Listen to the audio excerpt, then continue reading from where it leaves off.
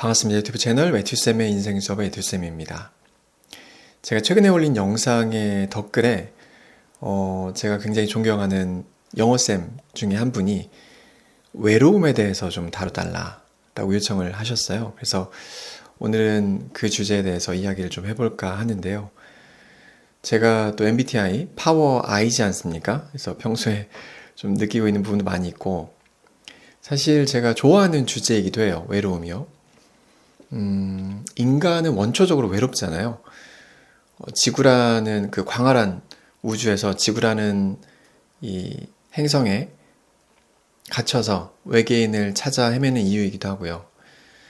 근데 그런 원초적이고 본능적인 외로움 말고, 정말로 우리가 외로움을 느끼는 이유는 무엇일까? 공허함을 느끼는 이유는 무엇일까?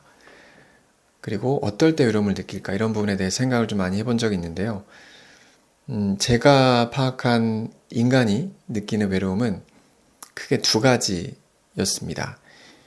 첫 번째 외로움에 대해 설명드리기 전에 혹시 psychological anchor라는 표현을 아시나요?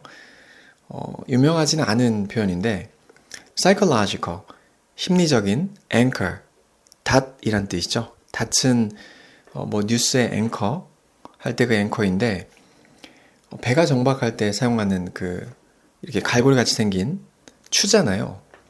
그래서 심리적인 추란 뜻입니다. 중심점이란 뜻을 갖고 있고요. 어떨 때 쓰는 표현이냐면 내가 심리적으로 기댈 수 있는 어떤 사람, 존재를 psychological anchor라고 부른다고 하더라고요. 저도 대학교 때 교육심리학 약간 개론 수업 같은 거 들으면서 알게 된 개념인데, 그러니까 이런 거죠. 아이가 성장을 하면서 잘못한 일이 있을 때 엄마도 막 이 친구한테 윽박 지르고 아빠도 막 이 친구를 혼내면 아이가 어디 기댈 곳이 없는 거예요. 그러니까 그래서 그 아이는 좀 삐뚤게 자랄 수 있다. 그래서 적어도 한 명의 부모는 psychological anchor 역할을 할 수 있어야 된다. 예전에 TV 프로그램에서 개구먼 이영자 씨가 어린 시절에 부모로부터 그런 심리적으로 기댈 수 있는 역할을 해주시 못하셨기 때문에 상처를 받았다. 이런 이야기를 했던 걸로 기억을 하는데, 그만큼 성장하는 과정이 있어서 이 psychological anchor, 내가 정신적으로 기댈 수 있는 사람의 존재는 중요한 것 같습니다. 이게 부모가 될 수도 있고요. 아니면 학교쌤이 될 수도 있고, 아니면 동네 형이 될 수도 있고요. 정신적 지주 같은 거죠. 이게 살아가면서 적어도 한 명은 내 인생에 있어야 인생이 흔들리지 않을 수 있다.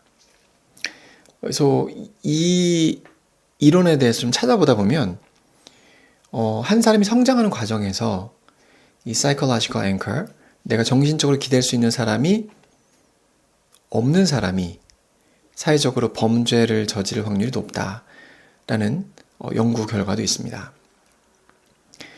첫 번째는 그래서 인간이 심리적으로 기댈 수 있는 존재가 사라졌을 때 외로움을 느끼는 것 같아요. 성인이 되어서 결혼을 한 이후에는 내가 만약에 심리적으로 기대고 있던 배우자가 더 이상 psychological anchor의 역할을 하지 못하게 되었을 때, 알코올 중독이 된다거나 아니면 바람을 피운다거나 아니면 도박에 빠진다거나 여러 가지가 있을 수 있겠죠. 그런 사람에게 심리적으로 의존할 수는 없을 거 아니에요. 그런 경우에 외로움을 느끼겠죠. 그리고 두 번째 경우는요, 업무와 관련된 내용인데요. 남들이 하고 있지 않은 굉장히 창의적인 일을 혼자서 해야 하거나, 그러니까 스스로 아이디어를 짜내서 뭔가를 해야 되거나, 아니면 내가 할 수 있는 능력치보다 더 많은 것을 하려고 할 때, 혹은 더 많은 것을 하도록 사회로부터 강요를 받을 때 인간은 외로움을 느끼는 것 같습니다. 제가 대치동에서 7년 전쯤에 깊은 생각이 있을 때 대치동 학부모님들을 대상으로 대치동 학부모님들 400명 앞에서 강연을 몇 번 했던 적이 있어요. 근데 그 강연의 첫 번째 날, 무대에 올라갔던 첫 번째 날에 그 압박과 스트레스는 아직도 잊을 수가 없습니다. 굉장히 그때 외로웠거든요. 그러니까 모두가 나를 너 무슨 얘기하는지 보자 이렇게 째려보는 것 같고, 그리고 학원에서 받는 기대도 그랬고, 그래서 그런 압박감 때문에 단상에서 굉장히 외로웠던 기억이 있습니다. 첫 번째 이유 같은 경우는요, 솔직히 말씀드리면 어떻게 외로움을 극복할 수 있는지, 그 첫 번째 이유, psychological anchor, 심리적으로 의존할 수 있는 사람을 내가 만들 수 있는 것도 아니기 때문에 답을 어떻게 드릴 수 있는지 모르겠어요.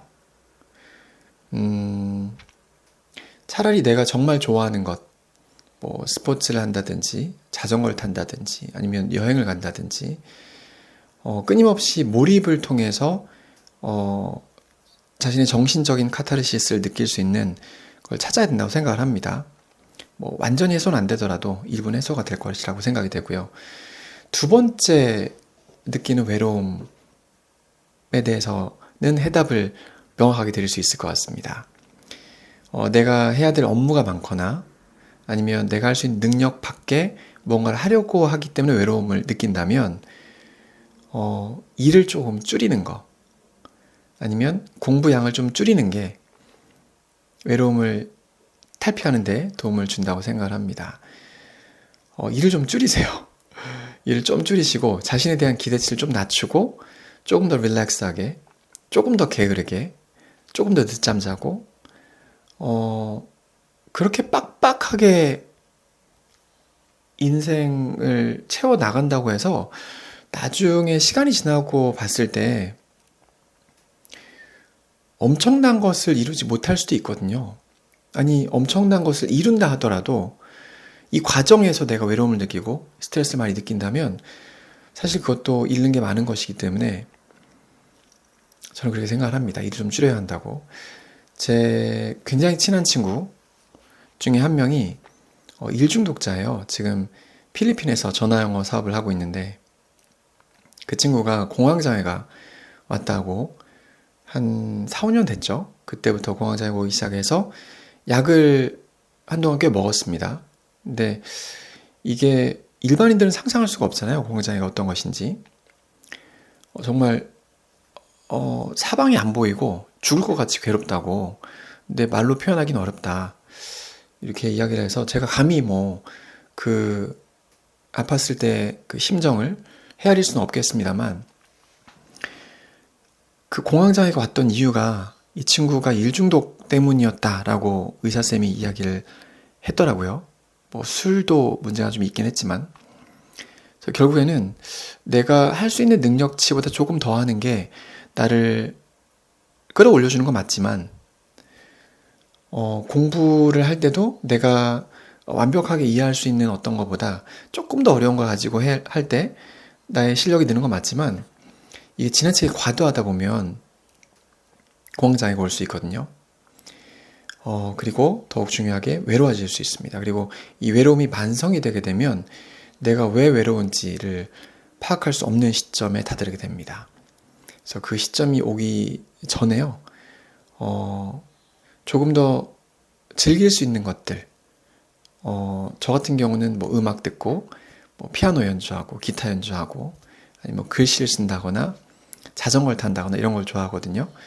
그래서 그 몰입을 통해서 뭔가 계속 해소를 시켜가는 과정이 있다면 외로움도 조금씩 사라지지 않을까 생각을 해봅니다. 오늘 뭐 짧은 제 단상이었고요. 제 말이 뭐 다 옳다고 생각하지는 않습니다. 그냥 제가 느끼는 부분을 공유 드리기 위해서 올린 영상이기 때문에, 그리고 오늘의 기억을 기록하기 위해서 찍는 영상이기 때문에 그냥 그 정도로만 봐주면 감사하겠습니다. 굉장히 길진 않았지만 그래도 공감하시는 부분이 있으셨을 거라 생각이 돼요. 공감 못하시는 부분도 있으셨을 것 같고, 어찌되었든 간에 제 영상 봐주셔서 대단히 감사드립니다. 매튜쌤의 인생 수업이었습니다. 고맙습니다.